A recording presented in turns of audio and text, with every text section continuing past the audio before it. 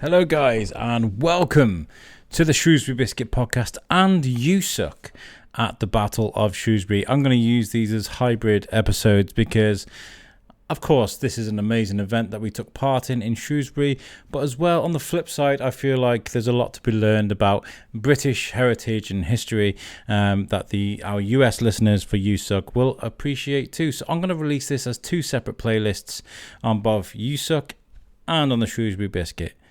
If you're listening to this for the first time, we'd appreciate it if you would go to the Shrewsbury Biscuit podcast on social media, Facebook, Instagram, Twitter. Give us a follow. And the same for USUK, US-UK. You type that into Facebook, you'll see our page. We have a USUK fans group there as well, and on Instagram. Give us a follow, share these episodes, subscribe, do what you need to do. A huge thank you to the organisers from the Battle of Shrewsbury for letting us set up a studio and letting us spend the day there with you guys. We've got some amazing interviews. The atmosphere was just absolutely phenomenal. We lapped it up. We really did. We did lots of vlogs, lots of walking around. We did interviews in the little studio we set up. We did lots of interviews on the move. And we really do hope you enjoy this playlist of amazing interviews.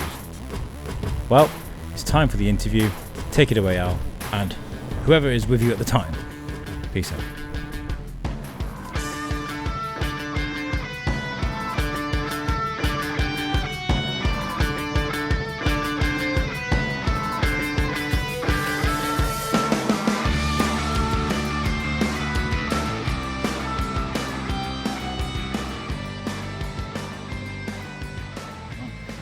Hey guys, how's it going? So we've got another interview now. I've been walking around whilst everyone was distracted with the battle, which I had to wait here behind to make sure my studio didn't blow over. I'm speaking to Robert Marsters, who's an author behind me. He still very much caught my eye. Do you want to explain what it is you do? As little as possible. No, everyone thinks that as an author that's exactly what you do, but they don't see the process. I actually write fantasy novels. Yes. Okay. Started 5 years ago. Unfortunately, for the last 12 months, everything's kind of been put on hold. Mm-hmm. And I think everyone understands why. Yeah.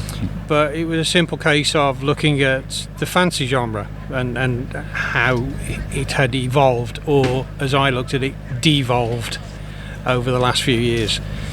Unfortunately, it's not being viewed as a family genre anymore. It either goes into adults only or it's kiddies books.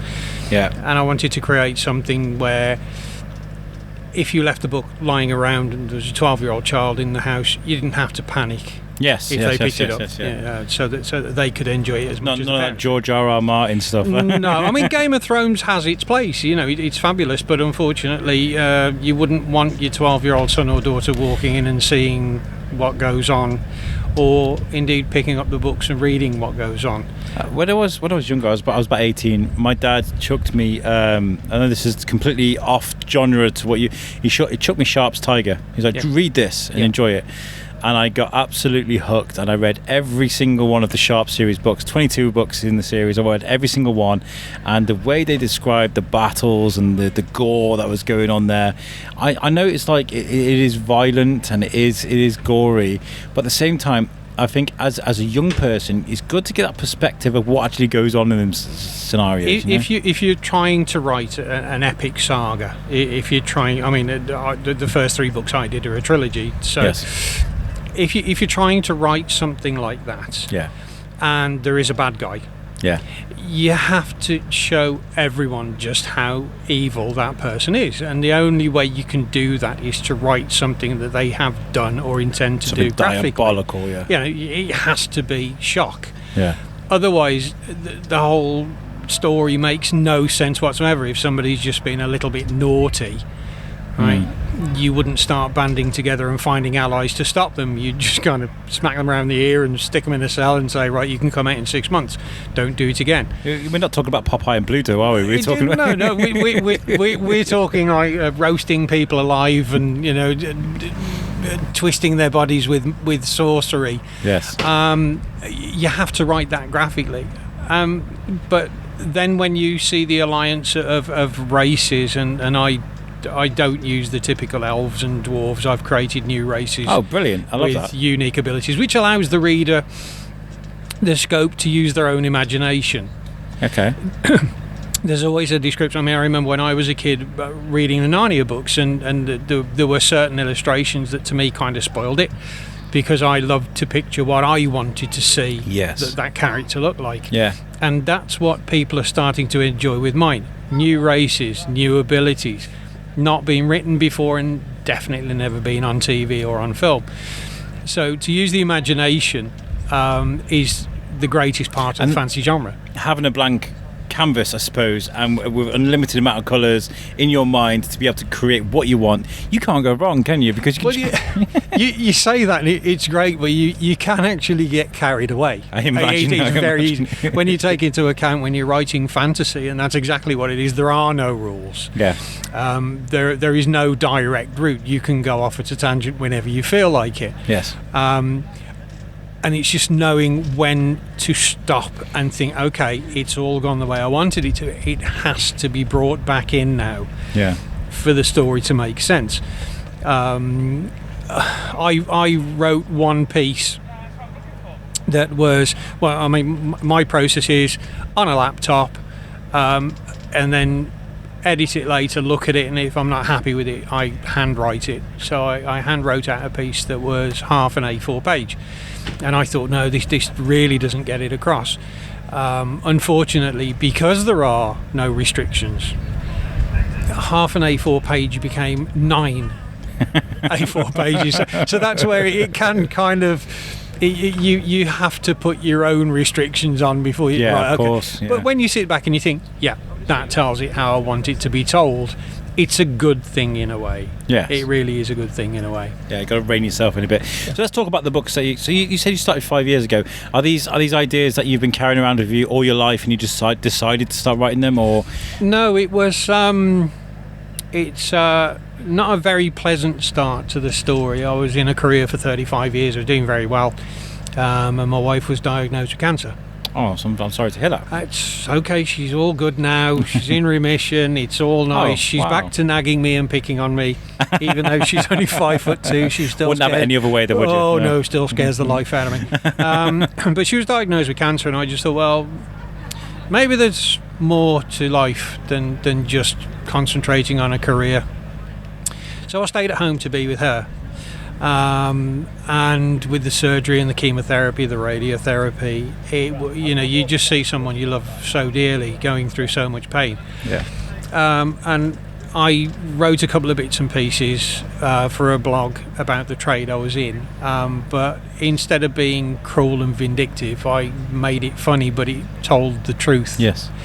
And my wife commented the one day, she says, "Oh, you make it fun to read."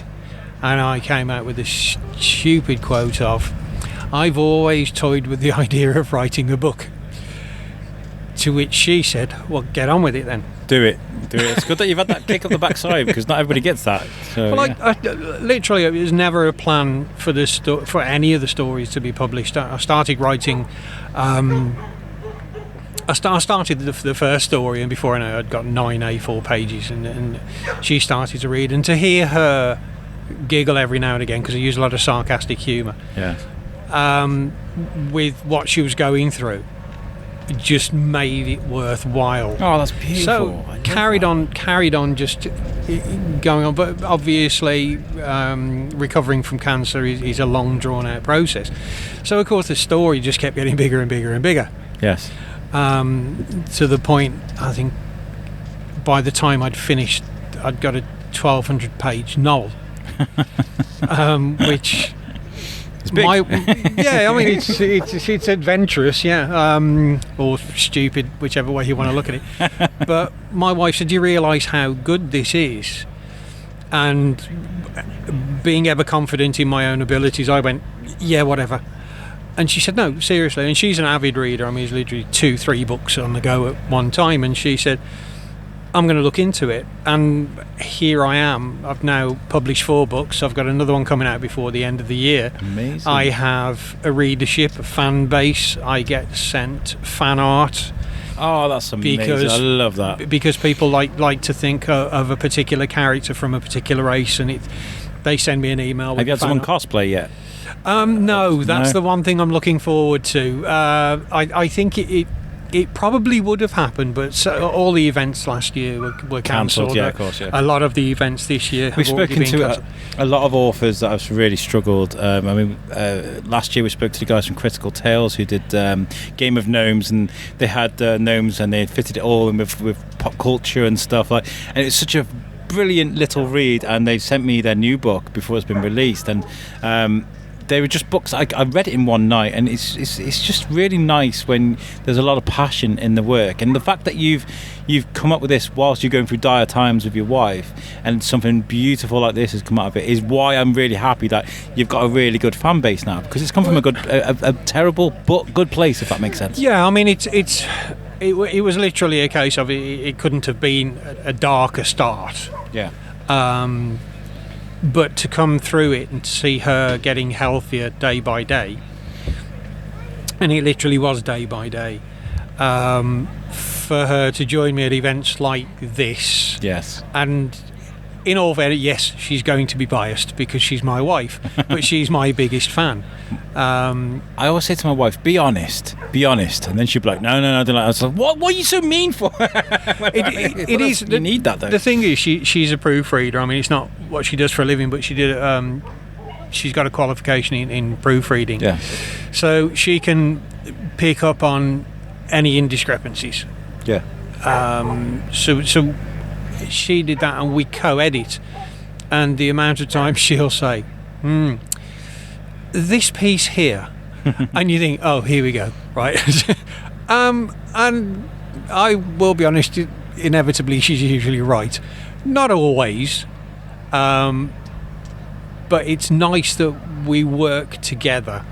So when I say, yes, I wrote the books, yes, I wrote the stories, but we produced the books. Good team. Yeah. And I couldn't have people always say, and it's a little tweet to say, oh, my wife's my best friend, but she actually is. Yeah, she actually is, and we get on so well.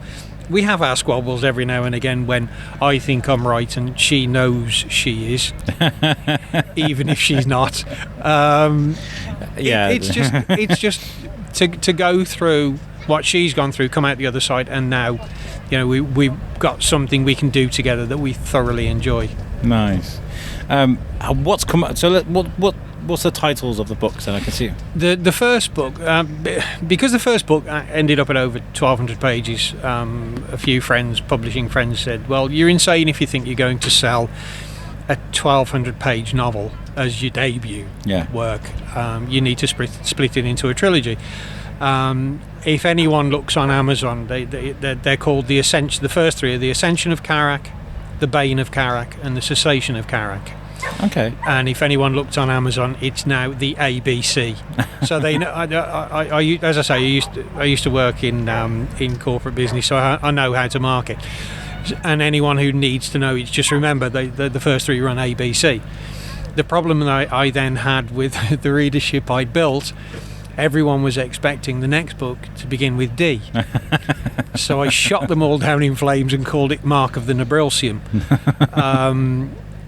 I created a world which was my intention, but I didn't expect the fan base that I built to be so invested in it.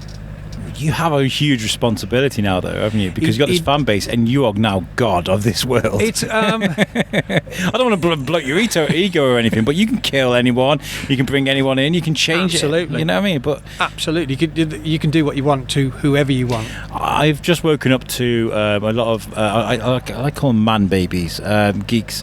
I'm a geek. I'm a nerd. I love my Star Wars and my books and a lot of geek culture. But everybody's crying and complaining about. In my world, we call that normal. Normal.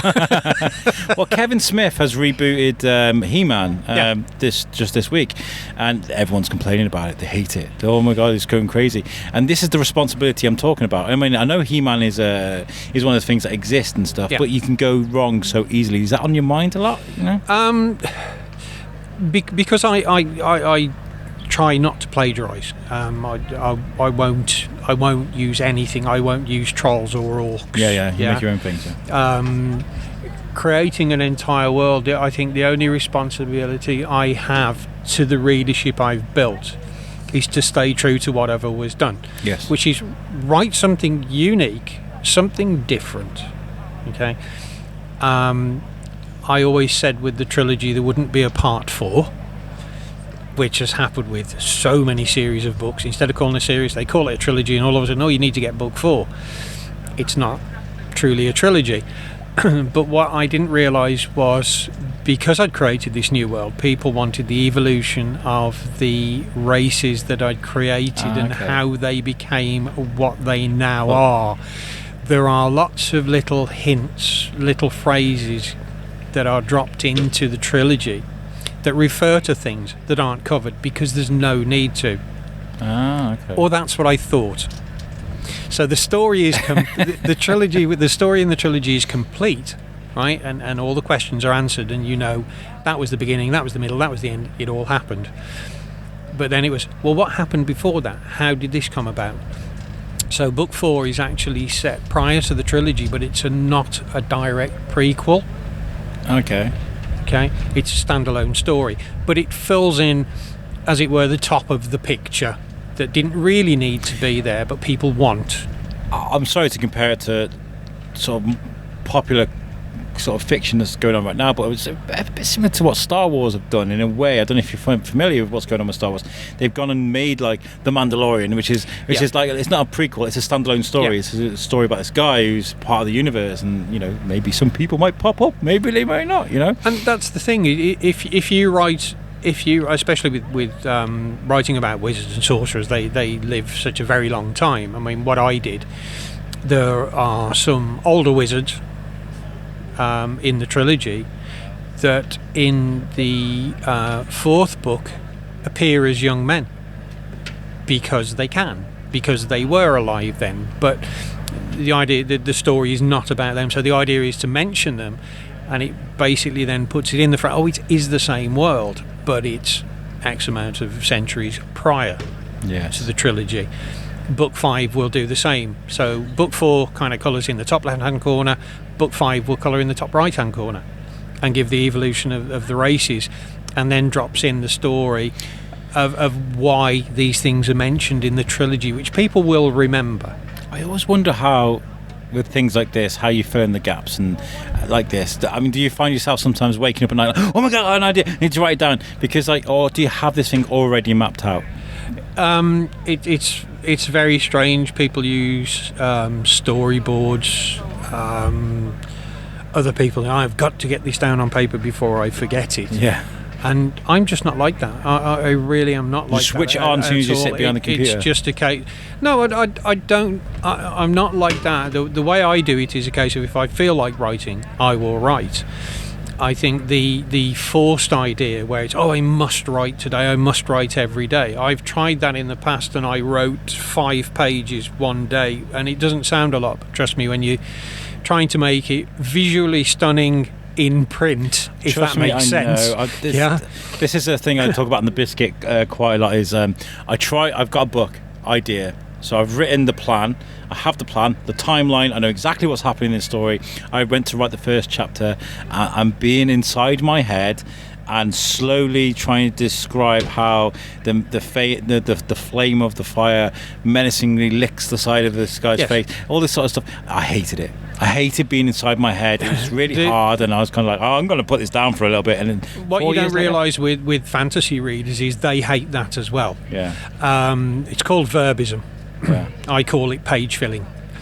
If you what I've found, the reaction from my readers, I'm not averse to someone writing like that. I quite enjoy reading that sort of thing, with a lot of verbism, a lot of description. Tolkien, famous for it, absolutely famous for it. But you can go too far if you give it enough of a description, of a scene, a place. Fine, maybe half a page, a full page if you want to get it really detailed. But if you drone on too much, you can lose a reader very, very easily. They want to stay with the action, they want to stay with the story, they want to know what's going on. A comment from one of my readers. He asked the question. He said, "How did you get so much story into 3 books?" Because I didn't waste time on pointless drivel. Talking about page how filling. how menacingly the fire licks the guys inside of the face. And you know, I'm not saying anything derogatory about that. I admire people who. I mean, I can do that. But I don't think it's what readers of the fantasy genre want. They want to get straight to in the horror genre. You definitely need it. You course, definitely need it. But I don't think it's necessary in the fantasy genre. Would you like to tell the listeners where people can find you, but the name of the books, where they can find you, and encourage people why should they read your books? You know, fantasy is supposed to be escapism. We've all had an absolutely horrible 12 months, yes. or 18 months. The way I write it, it is pure escapism. You can leave this world. You can forget everything that's going on. When somebody comments that, I felt like I was walking with the dragons, and you think, well, I must have done a decent job there. if somebody can picture themselves walking with dragons, then I've done something right. But I have to go with Amazon. So if somebody typed in on an Amazon search Karrak, which is Karrak, all the 4 books will come up. Karrak.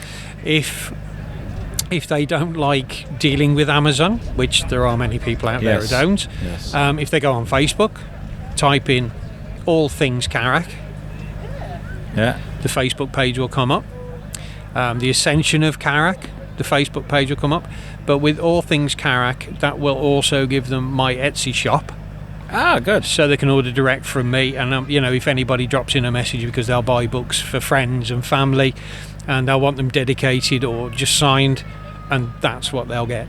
Oh, fantastic! That's exactly what they'll get. What I would like to do is I'm going to come over and get a card from you, because I run USUK, which is a different network, which I'm going to use this audio for. So hi guys from USUK. I'm going to do like hybrid shows today for this show and the other, and it's a US and UK show, transatlantic show, and I'd love to get you on there and we can have a good hour sitting talking. I mean, to be fair, it's nice to hear that it goes to the US, because when you go onto Amazon, you're with Amazon UK, but I'm with Amazon.co as well, or .com or whatever it is. I don't know. I'm not very good with technology, I've got to be honest.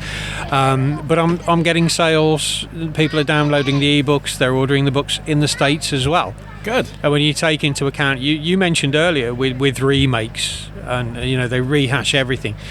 And everything's new Marvel stuff. And to be honest with you, if I could get enough interest in the US, you never know. I mean, the first Lord of the Rings film, the actual Fellowship of the Ring films that were made with Elijah Wood, the Lord of the Rings came out 20 years ago. There's not really been anything as an epic since. Game of Thrones probably the closest thing I'd say. But it's not been on at the cinema, it's just on TV. Yeah. Oh, that would be amazing. Game of Thrones at the cinema. Oh my God! Wow. Yeah, but everybody's seen it now. So Amazon are remaking Lord of the Rings, but I've spoken to Jamie Russell, who recently released Skywake. It's an amazing book. We speak to a lot of authors, and one of the things that interests me at the moment is like these amazing IPs that Netflix are going outside the box, thinking outside the box. Umbrella Academy, The Boys, Invincible's the most recent one on Amazon. So there are IPs out there that networks are interested in. Yes. That aren't your Marvels, that aren't Spawn or DC or whatever. What would you love to see this being made into a movie or TV, or does it go through your mind a lot? It doesn't go through my mind a lot. I'm the sort of person where if these things happen, they happen. What I've always found is, and I've watched it with so many people, the more you chase something, the further away it gets. Yes. And you just end up disappointed, and the problem is then that you lose interest in what you're doing. I just want someone to pick up one of my books, whether they get it in a local library, whether they download it, whether they buy it. Just pick it up and have a giggle, and if I make somebody smile, or even if I make somebody retch because something I've written is particularly nasty, then fine. that's all I want. Yes. And the occasional, because I do quite a few events, which I always let my readership know about on Facebook. If somebody just walks past that I've met or I know and just gives me a thumbs up and a smile, it's enough for me. I'm knocking on now. I'm not exactly a kid anymore, so I'm not delusional enough to think, my books are the best in the world, and the biggest producers in Hollywood are going to be after me within the next 18 months. I've had people express an interest in producing films from the books. Yeah. But I always just give them a business card and say, well, you can contact me if you want to. But I don't hold my breath for it. Anyone who does, I think, is an idiot. Well, Robert, honestly, I'm so happy that we managed to speak to you, and I would love to come get your details and we can plan something again properly where we're not battling with the wind and stuff. I've enjoyed talking to you. To be honest with you, I don't do many interviews. No. And, I don't, and I think it's because the interviewers are so false that I just think, well, thanks, but no thanks. But just to chat to somebody, in a friendly way who understands, right? Not only the literary world, but the film world, and just get that level. It's very, very difficult, and I enjoy that. There's a difference between the sort of news podcasts you get and the podcast thing, because a podcast for me is just a conversation. It's as if we're in the pub, do you know what I mean, or in a coffee shop. You're just having a chat. And we've been doing this for a while now, so we kind of go away from what was the first thing you wrote and how did you feel about it? These kind of like generic questions. Like it's all about how you have. It's all about your journey. Nobody wants to listen to the Shrewsbury Biscuit because of Alex Whiteley. They want to listen to Robert Marsters. Do you know what I mean? And listen to your story. Oh no, I've got a terrible Dudley accent. So I'm from the Black Country, so it kind of puts a lot of people. Well, we've all got our faults. I mean, well, it was the strangest thing. I mean, we would. I have a lot of readers who have partially sighted friends or family, completely blind friends or family, and I kept getting asked the question, are you going to do the audio books? And good question. I looked into that, and after I'd looked for quite some time, when I say quite some time, I looked at it for months, and I'd actually interviewed, I'd used a site where people were reading, but then I fired out a generic email to every one of my readers saying, look, I can pay someone with the typical university educated Stephen Fry voice, and I'm not going to run Stephen Fry down because he's my hero. Yes. He really is my hero. What do you think? And every single one, and I don't mean bar a couple, I mean every single one came back with exactly the same answer. No, we honestly prefer if you would read it. And it was like, why? I've got a Dudley accent. It was like, but you will read it the way you wrote it. So where something needs to be emphasised, with aggression or with sympathy, it will be there. Unfortunately, I went a little bit too far, which is I've always been known as a bit of a clown, and I love doing different accents. So the voices that I hear, which hasn't got me locked up before now, I'm very surprised about that. The voices that I hear when I'm writing, I hear what the characters should sound like, and that was the voices I gave each one. Okay. So as an aspiring voice actor, I've done a little bit, and a guy I've spoken to, many famous a voice actor. It's not easy. I did an audio drama for Treasure Island, and I only had a few lines. Oh, it's over there, all these kind of things. And the amount of times you can get a line of 5 words and have to do it 12 different times because you're too close to the microphone. It's there's land over there. Oh, there's land over there. There's land that it's not easy. The hardest part is when you sit in the recording studio. The embarrassing time I got stopped, and I thought, well, I read that perfectly, and the sound engineer said, yeah, but you don't realise how sensitive the microphones are. And I said, well, your stomach rumbled. So it's like, oh, right, okay. No, it wasn't what everyone was thinking. It was genuinely my stomach rumbled. But even though you wrote what you're reading, the mind takes over, and you will say what you think is written there.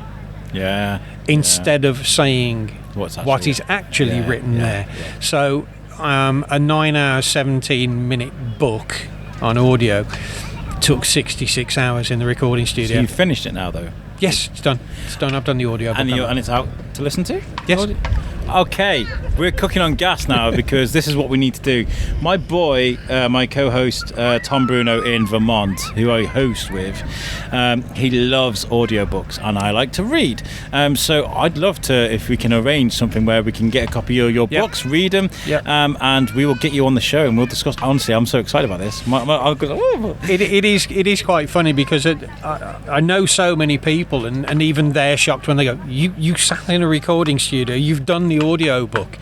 Yes, the problem was that I'd paid out for the recording studio at the end of 2019, finished the audio book in the December of 2019, and you think, okay, that's another string to the bow. I can go out and promote the paperbacks, but I now have an audio book. That'll generate. It's fantastic. It's generating so much interest. I feel bad keeping you away from it. Oh no! Your wife seems like she's handling it very well. Oh, she always, she's pointing over it. She always does. Bless her little cotton socks. I'm going to get told off on her way. But just the shock from people when they know you've actually been into the recording studio and done that. But the revenue that should have generated didn't happen because for the last year and a half, I haven't been able to promote either the audiobooks or the paperbacks. Well, I'm back now. Let me see if I can move a few books for you. Come on, Yusuk. What's the difference? It's literally, we talk about US and UK culture. What is the difference between things? How do you sell something from the UK to the US and the difficulties behind it? Because, sometimes I'll be like, oh my God, I'm going to get so drunk on this cider. My co-host will be like, what, are you 5? Because I bought a cider over there's juice, you know? Yeah. Silly little things like that. And I feel like when you create a fantasy genre, I think creating new. In England, it's very, very easy. When I talk to people, I'm very honest. I say, look, if you're looking for literature, it's not for you. If you're looking for pure escapism, total fantasy, bit of fun, right? The two things I always mention are dragons and sarcastic humour, and that does the trick because sold me. The British we love our sarcasm. Sarcasm doesn't go down too well. I've got a show called You Suck. Yeah. Trust me, I know. they really don't get the idea. Oh. But it's catching on. It really is starting to catch on. And I think that in the States, they bought into Lord of the Rings, The Hobbit, Percy Jackson. They bought in big time. Yeah.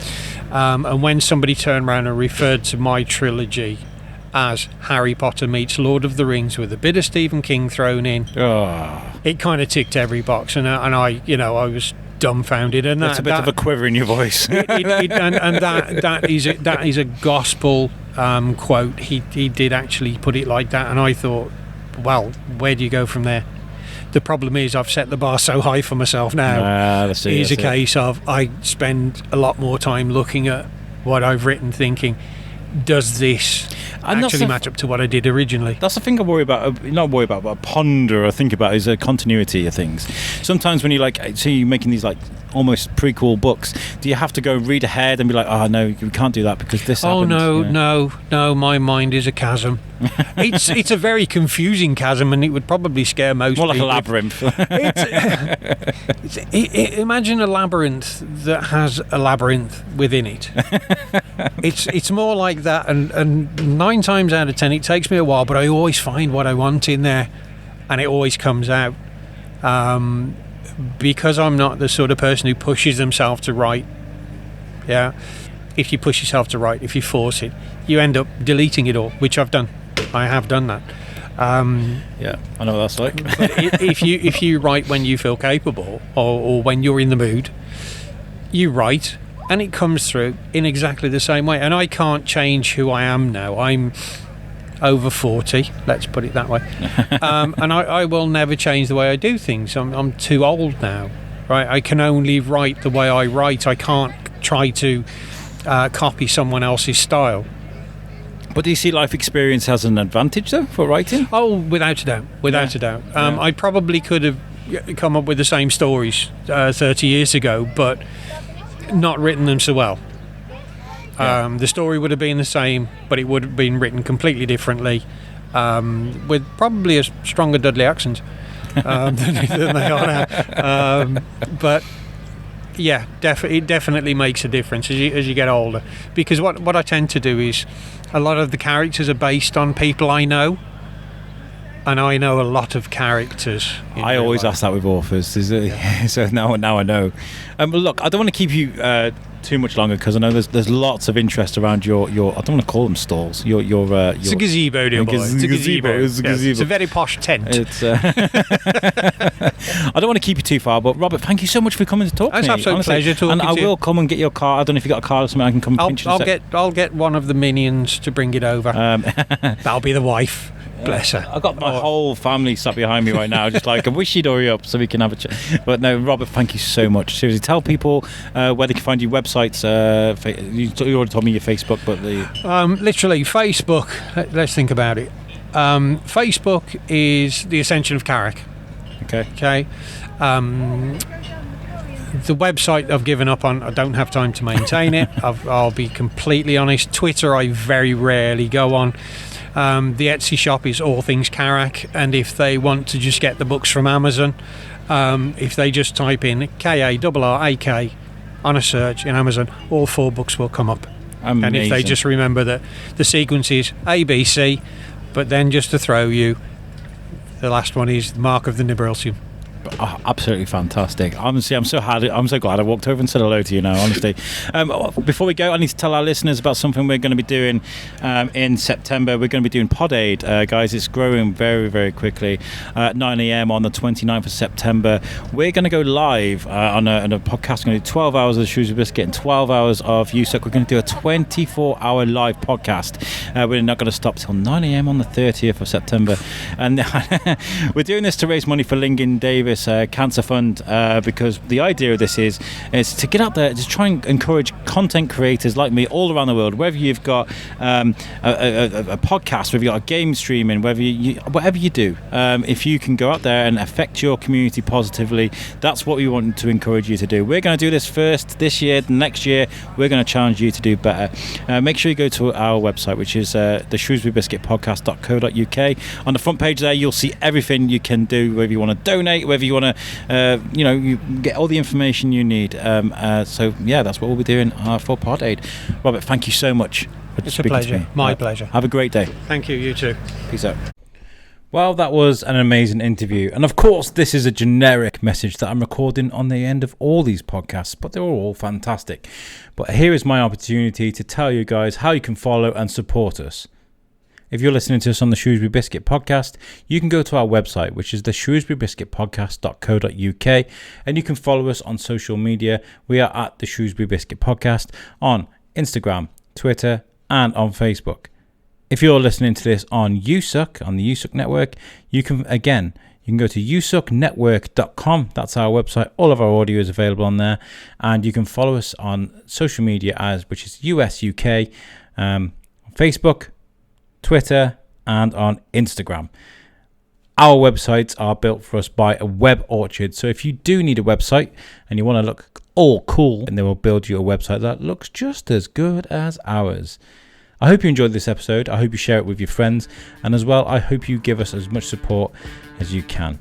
Thank you very much again to the organisers for letting us come and do our thing. I will be there next year, and I will absolutely enjoy putting on some chainmail and throwing down with you guys. I've been promised that. I am going to keep you guys to your word. This has been a fantastic interview. I've been Alex Whiteley. Peace out.